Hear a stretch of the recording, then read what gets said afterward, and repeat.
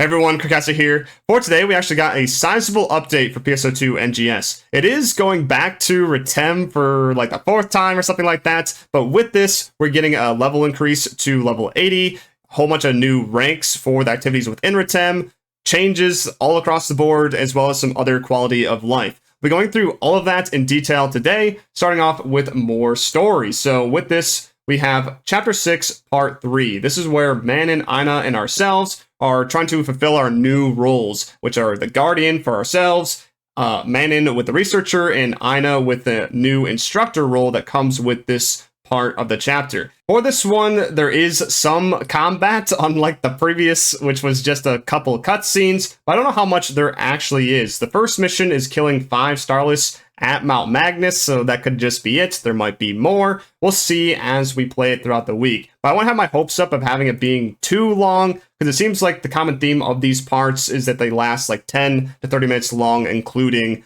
the cutscenes. Next, we have the updates to the Retem's exploration sectors. And for the first part of this, we have warp saucers in both the exploration sectors and McQuad lower level that combat zone. And for these, there are new throwables that you can use at certain locations using these little terminal pod-like things. And you pick these up and throw them in any direction that you want, preferably using the over-the-shoulder mode for more precise aiming. And wherever you threw this thing, you dash or warp right to them. And then right after you kind of pick it back up, if you press the same button that you used to throw it the first time, you can keep doing it in a row up to 5 times, which is pretty nice, getting around the map faster or getting into vertical sections a lot better. Then they scattered some mining throughout the different exploration sectors in Retem. These give you those photon chunk A's and B's, and one of them depicted here is in South Retem at this like bottommost island right next to the Gulliner Coast West teleporter. I imagine there's at least 2 more in Retem, probably in West and 1 in North, just to match what we had in Alio, 1 in North, 1 in West, and 1 in South. So it's probably the same deal, but there may be more. There's also a Tames trial that got added into the exploration sectors where you trap them in these circles or kind of herd them into there, and that's all you pretty much need to do. And if you smack them, it doesn't really damage them, it just pushes them into that direction. There's also new high-level Gigantix, Dread Enemies, and Recon Gigants added to Roof McQuad is apparently how it's pronounced, that mushroom area in the southeast of Retem. And after you kill Doll's Gigantix, there will be a chance to spawn Starless Gigantix right after. And all these Gigantix will be raised to level 84, and the Dreads level 80 to match that level 80 cap that we now have. And for this, there will be new Starless enemies, so it isn't just the same that we got from Alio. So one based off with Zentos here, and probably a couple other Retem bosses. And then for this, SEGA specifically says part destruction is the key to success. I don't know how true that is, but maybe you need to focus on certain parts with these bosses to get some extra damage, or part of mechanic, who knows. For another thing in Retem, we have a new rank for the urgent quest, Mining Rig Defense Retem. So this rank 3. I know some of you don't necessarily like Mining Rig, but it isn't just an HP or damage increase, which is kind of the nice part about it. They actually add Starless enemies to it, as well as those warp saucers that we just saw. And then there's also a new Starless boss based off the Distragorus from other Mining Rig defenses, so that like Spider tank. Also inside there is actually new rewards. It isn't just like the same as like Remnants of Ambition. It is similar where you can get like the SAS inside, as well as like Arms Refiner 2s and Photon Chunks and whatnot. But there's actually a new Octo armor inside that you can get. We can take a look at the trigger version of it, because you can use triggers for this that you get out of the Alliance quest guy in that Alliance badge shop.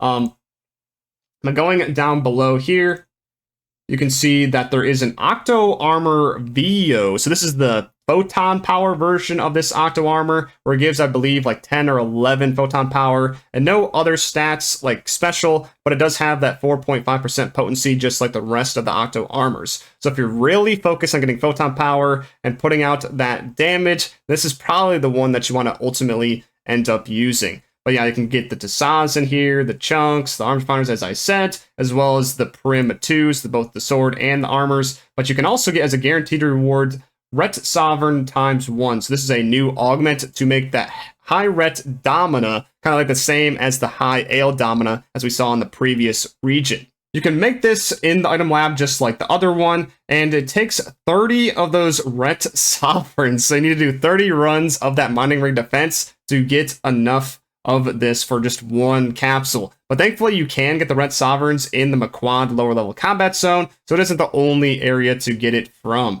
But you also need 150 all-no notes, so the notes from Retem all-no that combat zone, and then the McQuad notes, which is from McQuad lower level. So you're going to need to get quite a bit to make one of these things, just like the Highret Domina did. But I imagine for this, you'll most likely buy from other people with these Ret Sovereigns, and because it's coming from that Urgent Quest or the Trigger Quest, this should get to a lower price pretty quick. And because it's so similar to the Highret Domina, I don't imagine like this will be too much of a different price than this one, maybe even a little cheaper, but it does have a little bit more floor potency and a little bit more HP, but sacrificing the photon power that it gives with the Highret Domina. So you kind of just pick what you want to use there, if you even want to use it at all. I would keep in mind with these two Highret Dominas, there'll probably be another set from the other two regions to combine together to make some sort of high Hal Finale. That'll probably be in the far future though, if it does happen. But it would most likely be like Hal Finale, where you need the 4 Dominas and some sort of soul or whatever, maybe even Gladius soul, something crazy like that to make some super augment. But it's up to you if you want to build up for that now, as it is probably far away at this point, or you can sell it while it's hot, these Highret Dominas, to make a ton of money right now and just start building it up later. While we're in the item lab, they added a couple more things, like these Gigas 4s can be crafted now, the Gigas Might 4, Precision 4, and Technique 4, but they require 20 of the Gigas 3s of the respective types, so it is kind of expensive there. It also takes 20 Photon Quartz and 20 Pentalites just for one of these, but thankfully we have an option to make them now, while previously it was just drop only or exchanging through the Gigas Strugments. So I'll add more to the supply and hopefully get more Gigas Mass Days out there to make that cheaper. There's also a way to make Dread 4s now. You need 20 Dread 3s, 10 Photon Quartz, and 10 Pentalites. So it's a little expensive there, but we weren't really using Dread 3s to begin with, so I'll get even more Dread 4s into the market. With the Dread 4s, though, there's actually a new augment, Dreadkeeper 5. So this has 60 HP, 12 photon power, 8% potency floor, and 3.5% damage resist. There's a positive all around there, just a little bit in each one. So that's pretty nice for those that like to be tanky. Also helps with the potency floor as long as you're not using Verschmells, but it is pretty expensive to make. 30 Dreadkeeper 4s, 30 Photon Quartz, and 30 Hexakite. So it's going to take quite a while to make one of these, and with the one, it's a 7% chance to succeed when augmenting. So if you don't want it to be that low, you're going to take quite a while to make a set of 10. But you should be able to get these to drop from the Roof McQuad, Dread enemies, and also while farming in there, since that's like the new main farm, you should be getting more Dread 4s and Dread 3s, and everybody else should be doing so, so hopefully the market doesn't get too bad with these. But in a week's time, with Duel Quest Phase 3, there will be an augment that you combine with the Dread 5s to make a grand Dreadkeeper that will also be in this item lab. So that'll be even better than this, maybe even different with the stats, I'm not quite sure. But Dreadkeeper is going to be a line that more people are going to be using. I am almost for sure positive about that. Either way, I would hold off on using these until the Grand Dreadkeeper shows its face to see what it takes to make it, as well as even for those that are trying to sell this thing. Like maybe if you are like right at the beginning of this week's update, you try to sell some of these, you can make a pretty penny, but maybe holding off till Grand Dreadkeeper makes it even better to sell, because maybe Grand Dreadkeeper is crazy and best in slot for everyone, not just for those that want to be tanky or whatever else. So I would almost like wait and see before I start selling these. That's just me personally. Another note, going back to the website, we have new features in creative/alliance spaces. And the first one here is pretty huge. Alliance Mags is a new build part for alliances. So if you have an alliance, you can put this down if you're an officer or a leader. And this isn't just some regular build part. You actually get boosts from this just like in base game PSO2. So you can get HP up, photon power up, potency up, experience up as well as rare drop rate up, and it has a whole bunch of different levels and percentages. But with this, unlike base game, you can actually get all of these bonuses at once instead of just only one of them. So that's actually pretty huge. You can stack all of these, but for you as an individual, it will cost Genesis points 200 for each effect that you want to use. But it does last 24 hours. So as long as you have the Genesis points, you can get that every single day. There are quite a bit of ways to get Genesis points, like the Genesis point trees, Lucille Exploration, and some limited time tasks, the Mission Pass. But for this, they actually added in the Alliance Badge shop some Genesis points that you can grab every single week, and it's actually quite a bit. It would definitely cover the cost of this throughout the week if you're to get all the boosts. Also, for this, to upgrade these from just the level 1 versions of these boosts to the level 10 versions, it will require N Alliance points, which is a new currency within the game. You get these points from doing the Alliance tasks, which give you the badges anyways, so you'll be doing them just like before.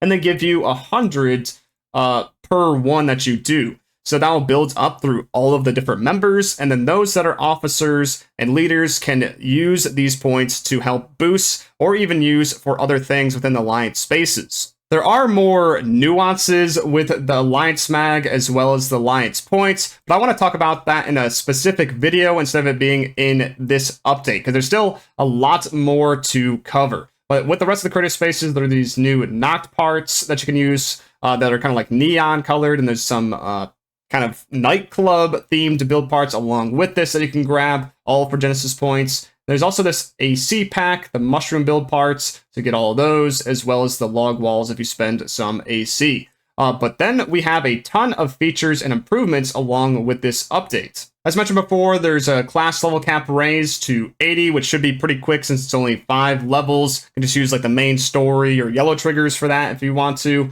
But there's also new class skills, but only for certain classes to balance the use of long-range weapons in multiplayer. So if we take a look at the class tree, for several different classes, they have this long-range advantage. It's specific to the class itself, so only for the main class and certain weapons within that class. So for Gunner, for instance, it has main class Gunner weapons only, increases PA damage to enemies targeting you. Apparently, this is a mistranslation of this, because the JP version has it as increases PA damage to bosses that are not targeting you. So I'm not exactly sure how this is going to function when you actually face enemies right now for the global version, but I believe I would base it off of the JP one instead of the global one, because there has been bad translations before, but this one is particularly bad if that is the case. So to say it one more time, it's supposed to be increased damage against bosses that are not targeting you, not those that are targeting you. So just keep that in mind. If that isn't the case, I'll let you guys know in like a pinned comment or a future video, so I don't like mix you guys up. But that's what it's supposed to be, I'm pretty sure. And this will give you an increase of 15% to your potency for that particular main class slash gunner weapons for this one. But it's also available to Ranger for its Ranger weapons, and it does the same thing, 15%. It's also available for Force. It's also available for Tector, but for only Taluses, not the Wands, as well as for Braver, but only for the bow, not the Katana. And do keep in mind that all of these do not cost any skill points, so it's just a free skill that you should always grab. For this, it actually kind of goes hand in hand with a Ranger skill, Stealth Strike, to make it less likely to be targeted. So you definitely want to pick this up now because of this damage increase, at least when you're playing with other people. Because if you're just doing solo, like in a duel quest or something like that, you're never going to get this bonus because the enemies are always going to be targeting you. You can also try to use Warcry, at least with another player that you're playing with, because this is main class only and the other things are main class only. So they could reset the aggro if you do have aggro, so maybe you can get pulled to somebody else so you can get that 15% damage increase. Going back to the features and improvements, though, we have Maximize Enemy Level and Clear Difficulty Multiplier Maximization set for Trainia Challenge settings. This is basically just new settings for when ARCS records are happening for certain Trainia. As before, if somebody was like under leveled, they would outclass somebody that was max leveled because of how the scoring worked. So with these new settings, it will change that, so you want to be max level always for these things. So that's very nice there to make the leaderboards a little bit better. But then for dual quests, they changed some specifications for it to make it easier to play. So they changed the time limit from 5 to 10 minutes to do, but the ranking is still the same, so you still need to do it in 2 minutes and 30 seconds to get an S rank, for instance.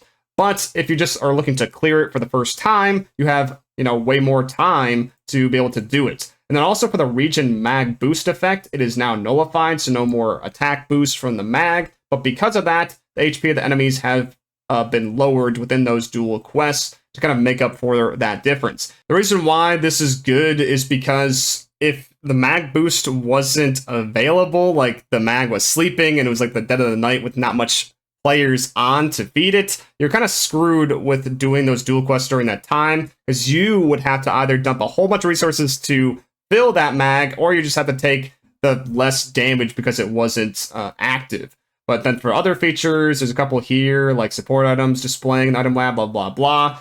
There's add-on skill 4 and add-on skill 5 for generating add-on skills. So for this, it takes a whole bunch of resources or unique resources that just got added. So for add-on skill 4, it's actually pretty cheap, but it takes 100 class cubes. But the minimum that it gives you for the sub-effects and the main effect is now 15 instead of just 10 like the add-on skill 3. So if you're exchanging for a whole bunch of cubes instead of trying to do a whole bunch of Meseta, then this would be the way to go. For add-on skill 5, this gives you guaranteed 20s for the main effect and the 2 sub-effects. But it takes a new material called Master Cubes. There hasn't been much on it yet, but there has been something that somebody found in the treasure shop on a JP server that looks like this. So this is what a Master Cube looks like, and it costs 5 million to be able to purchase it out of there. I don't know how often it would show up in a treasure shop, but there is the possibility there. But this is what you're going to need to be able to do that add-on skill. Guaranteed 20, pretty nice, even if it does cost like a ton. I believe if you go to the class counter here, it takes 5 to be able to do so. If you just go into the add-on skills, generate add-on skill, there's something right here. So add-on skill 5 takes 5 of those cubes. So if you're to get all of those through the treasure shop, it would take 25 mil with the 5 there, and then it would take an additional 1 mil, so 26 million in total to generate a guaranteed 20 for all of the sub-effects of a class. So I don't know how worth it would be to do that for all of the classes, because that would take 260 million for the 10 different classes right now to just do it once per class. But there are other ways that SEGA has said that will be available for these Master Cubes. There's going to be limited time tasks from time to time to get these Master Cubes, they said, but also through titles. The only one that I found that we have right now that gives a Master Cube is in the quest section, and then urgent quests with the new mining rig defense specialist Retem 5. So you have to do the rank 3 or higher 50 times to then get a single Master Cube. I don't know if there's like more steps to this to get more Master Cubes, but there is one here right now. So that can help with a little bit, take 5 mil off the cost of one of the classes, but hopefully we see more being added over time. For the rest here, we have different cell shading settings for each character. So each character that you have can have different settings, as well as when you register looks, it saves those settings. Then you can change those for NPCs and other players. So you can have a mix and match of somebody that's cell shaded or not, or somewhere in between, all that kind of stuff. But there's also a player movement correction, so it kind of has like a lean to it now, makes it a little bit more smooth or whatnot. You can also register frequently use portable holograms to your favorites. The favorites for emotes is increased to 100. There's a tab that's been added to select accessories screen in the salon. And the ARCS ID has some new backdrops available from titles. So like if you get a certain amount of title points, you can get these different ones for the operators. That's all the changes right here, but there is more that we'll talk about in a little bit. But for the rest of this page, there's an AC scratch ticket called Street Beat that got added, which has a whole bunch of different oversized hoodies, baggy pants, and other outfits, among different emotes like the Dance 70, and then the Motion Idol on a Hollow Ball, which is definitely like the Alma Ball emote from base game, and then a fan service motion with like the move, dash, and I believe the glide. As always, you can check out the rest on the website itself with even some concept art up above, and then you can also check it in game. But for the rest of the changes, there's some specification changes that got done. Some of it already talked about, like the dual quest and the mine-in. But for the special scratches, they added an exchange to the item trader, but also took some things out of the regular special scratch ticket lineup.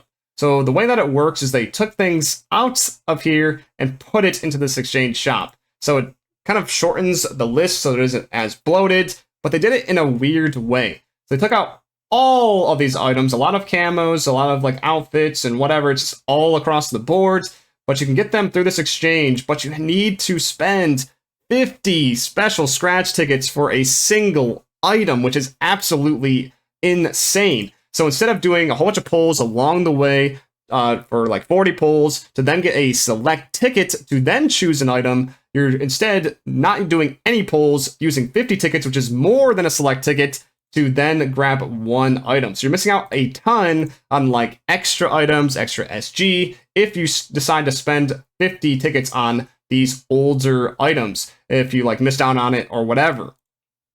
So I think what SEGA needs to do, because this is just entirely bad, instead of costing 50 special scratch tickets, instead just cost the special select ticket. It'd be like the same exact thing. Like if somebody specifically wants one of these items without it being bloated into the regular scratch, just have it cost the select ticket and leave it at that. Don't have it take all our tickets away and reduce the amount that we're getting for like star gems and whatever else. This could also be a perfect use for mission pass badges instead. So you like 50 badges can get you one of the old items if you missed out on it. I know currently you can get special scratch tickets through mission pass badges for 10 to 1. So I guess you could spend 500 mission pass badges for one of these things. That is absolutely insanity. There's another alternative as well, where you could take the older special scratch items, just like you can take 3 for an alpha reactor, and just do the same thing for this, where you take like 50 old items and shove it into one of these to be able to get it. Any of those work. This is just atrocious. Don't do this. It's bad. Yeah, we said this. Then there's going to be a suspension of specific urgent quests. So the urgent quest, Dustelvera and Renisfera, will no longer be happening, at least for the time being. So if you want to do them, you have to do the Trigger Quest version, which you can still get from the Alliance shop. Let's go to even more changes, though, with these patch notes. Like I said, this is a sizable update, so it's going to take a bit to get through. But yeah, some of this we've already talked about. Like these balance changes we talked about in a previous video, but to reiterate here in like a shorter way, there's some changes for different classes like Fighter, Ranger, Gunner, Force, and Braver. For Fighter, it's changed to Overload to make it better or faster. Can happen more often. Ranger and Gunner gets changes to Assault Rifle and Twin Machine Guns to change the potency at different distances, so it's better. And then Force gets buffs to Photon Flare as well as Rod Attack Impact. And then for Braver, for the Bow Attack Impact gauge, a whole bunch of accumulation increases across the board for that gauge to happen more often. Pretty much buffs overall with these. For other stuff that I wanted to pick out here, the specifications of special armaments like mobile cannons have been changed so that their potency varies depending on the player's battle power. So it's no longer just dependent on the quest itself. It's now going to increase with the battle power of the person that is wielding it. So the higher that number is, the more damage you're going to do with those things. So it's no longer just affected by potency floor. It's going to matter depending on your entire set. For enemies here, experience earned and rare drop rates have been increased for rare enemy versions of dread enemies. So when you're farming them out in like Roof Maquad or whatever else you're going to kill them at, you're going to get more rare drops and higher XP for the silver and gold versions of those enemies. For other stuff, there's different spawn locations for certain dreads in the Retem region, like Svadi's Scythe, Bubble Snapper, and Zvalin in those respective areas. They're still in those spots, but they've just been kind of shifted in those zones. So like the Bubble Snapper is no longer in like the southeast corner, and Zvalin's no longer in the southwest corner of South Retem. They're more shifted towards the center because of the boundary changes that have been adjusted here for certain exploration sectors like Central Retem, South Retem, and Roof Maquad. Speaking of Maquad, they have something interesting. They have this floating terrain that's been added next to this sector. So it looks like this. It kind of is like an arena of some sort. It kind of reminds me of the ancient cave in a way, but just like a certain arena floating in the sky next to the mushroom here. You get over here with the warp saucers and the floating devices. And there's nothing here right now. They said in the last headline that they'll do something with this in November. I'm kind of hoping it isn't exactly like Ancients and it's some sort of special starless boss, like a world boss, for instance, or something crazy like that. It's basically just all up to speculation right now, but hopefully it turns out to be good. I'm going through the rest of this. There's just a whole bunch of other stuff that's like pretty minor, or some things that we already talked about, like with the creative spaces. But then there's some other stuff in the items here. With the preset skills of Rarity 8 and lower weapons, they'll have a higher chance of getting fixes on them when they drop. So that's pretty nice. There's also the added exchange, the special scratch that we talked about. But that a portion of the 11th anniversary special scratch lineup that happened not too long ago is added to the current regular special scratch. So if you missed out some of those items, then you can get them right now if you got the tickets for it. Then there's new items in the Arch Record Badge Exchange. This is talking about the weapon camos, as they always change that every couple of months. There's 3 old ones, the Prim, Almaty, Glisten, Frostal, CVs. So you might already have these ones, but if you don't, they take 10 record badges each, and you can get 1 per account up until December 5th. And then for the Revel Coat, this is completely new to everybody, at least I believe so. And it takes 10 badges to get this, and also has the same conditions. But this next thing, I'm not quite sure what they added, but they gave more drops to the Purple Trigger in Aleo, as well as drop items to all of the Gigantix in the Aleo region, even the Starless ones. I don't think it's gear of any sort, because the Purple Trigger hasn't gotten a new rank in so long. Like, that's pretty much like outdated at this point. So I think it's more of like a cosmetic thing, or maybe some sort of materials. I don't know. I don't think it's like a purple armor or anything like that. For the last part of these patch notes, we have changes to the weekly tasks that are overall better for the game. They changed the Clear Urchin quest back to only being done 1 time per week, thank God. And they kept the rewards just the same, so there's no worry there of getting less. It's all the same there, so no more 3 times, it's just 1 time. For the Clear Bunker Type 1/2, that's being discontinued, so no more Ordinal Tower or Cannonball Rumble for weeklies. Don't have to clear that anymore. But then they put in its place a complete daily task. So this is completing it 10 times. So doing 10 dailies throughout the week, and you get 50,000 Meseta, 20 stars for the mission pass, 5 star gems, and an NEX cube. So this takes a portion of what was lost here and puts it there, but also takes some from the 25 times daily tasks, like this 5 star gems. But for the remainder of what was lost here, it gets put into the complete daily tasks from the special scratch ticket. But then because this has star gems, the 5 there, it's getting cut in half from 10 to 5. So you're still getting the same amount of star gems for the same amount of work. It's just being spread out across these 2. So if you don't happen to get the 25 times throughout the week and you only do the 10, you still get some instead of none. Then Leah May will have a new side task. For this, it's just doing Darkfall Solace for the day, and then you get 10 growth mint. I guess this helps a little bit with the Darkfall Solace rewards, but I mean, still the main point is doing it once per week for the 20 star gems. I don't know necessarily if this will encourage too many people to do this on a daily basis, but it kind of pushes it more in that direction. Then for the last one that I think is pretty important is that for Nadara's live concerts, you can earn a title called Concert Goer, where if you get the concert effect 3 times, once you have this title, you no longer have to be in the cities to get the concert effect. This only applies to Nadara's concert though, just keep in mind. So if there's any movie concerts in the future, like the remix one coming up, or whatever else, it won't apply to those, and you'll still need to be in the city. But with Nadara's, from now on, once you have that, you should be able to get the buff if you're in exploration sectors, combat zones, and hopefully even creative spaces. One thing before we move on that I actually didn't see in the patch notes or anywhere on the website are these training targets, which I think are a pretty big addition. Finally, some sort of training dummy to be able to see what our DPS is like on a stationary target. And you can use any of your abilities and weapons, but it's not necessarily perfect because, like, some skills don't necessarily work, like certain markings or, you know, against certain types of enemies, but at least it's something to actually use instead of going into like a Trainia or something like that. But yeah, these can be found right outside Retem City as well as Central City, right outside like their main gates or right next to their Ryuker devices. So this was quite the list. You can check this out on the official website, which I'll put in the description down below. But that is not everything that I wanted to show today. There's a little bit more with the event schedule. There's a few campaigns. There's a rare drop 100% campaign, and this applies to pretty much all the content within the game, some more rare drops. There's a Get Big and Strong boost campaign, so for earlier pieces of content in the game leading up to almost like max level, there's a XP bonus for that content to help you level up. There's also a Phantasy Star Remix login gift, so if you log in, you'll get a music disc with a remixed Phantasy Star song. This will be available every single week, so you can get up to 4 songs, and there will be later movie concerts for those remix songs. And as a reminder, there is this Creative Space contest where you can get a ton of rewards if you submit your Creative Space that is like well done. You can get the Build Part C Space Prize 23, AC 5000 tickets, so some nice AC, as well as Rental C Space 1 use 90 days times 4, so a whole year's worth of an extra Creative Space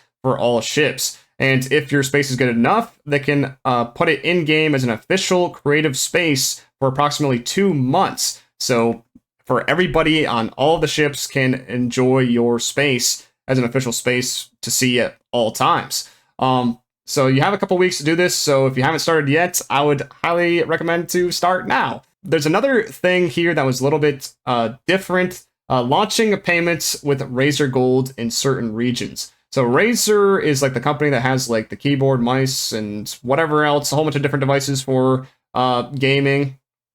And this is just a currency that they have that you could purchase. It's like a digital currency for whatever reason. And you can use it in these regions now to purchase AC for PSO2 NGS. So just like another way to be able to buy AC if you just happen to have this currency. That was everything that I have for you guys today, though. Essentially, the plan for this week, for a lot of people, I would think, is getting through that part of the story, that part 3, and then getting to Roof Maquad and getting level 80, doing the Gigantix, doing the Dreads, as well as doing the Mining Rig Defense rank 3. The Maquad lower level doesn't have the new rank yet. That is next week, so that's only rank 4, level 60, so you can't use that quite yet to get any items. So mainly just focusing on those 32-man rooms or previous content in the Alio region. But hopefully you guys liked this recap of sorts or getting this all together, and I'll see you guys in the next video. Peace.